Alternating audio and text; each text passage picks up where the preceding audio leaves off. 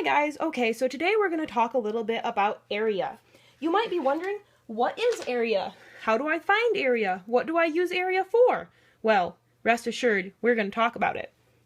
Okay, so area, loosely, is defined as kind of the space within a two-dimensional region. Okay, so kind of like the space inside of a 2D object. Now, what are some 2D objects we can think of? Well, we might think about a square.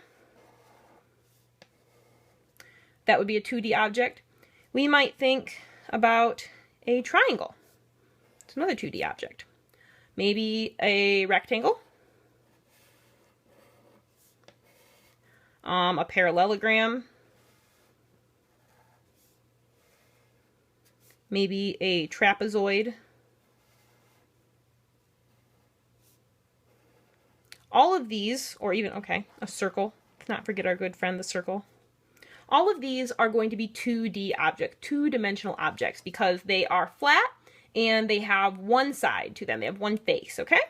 Some things that are not 2D objects are going to be our cube.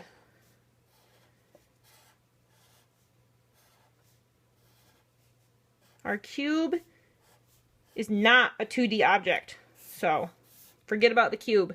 Another thing that's not a 2D object might be a prism or a sphere.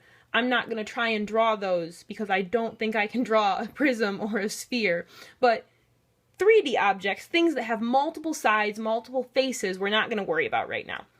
We're only going to worry about things that are flat, two-dimensional, one-sided objects. And we're going to be able to find the area or the space inside of them. So we're going to look at the space inside this square, inside this triangle, how much space fits inside this rectangle, etc., etc. Okay?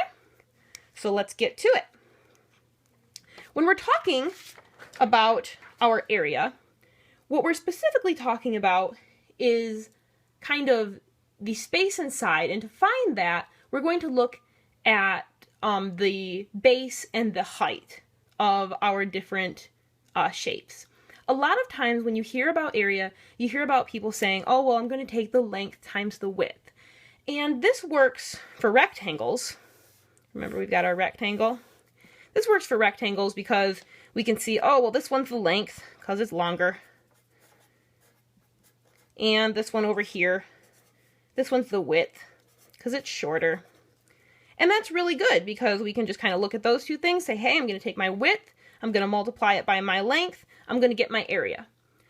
And then we think that's what we do for everything. But it gets a little bit harder when we start trying to find area for things that aren't a rectangle or a square. Okay?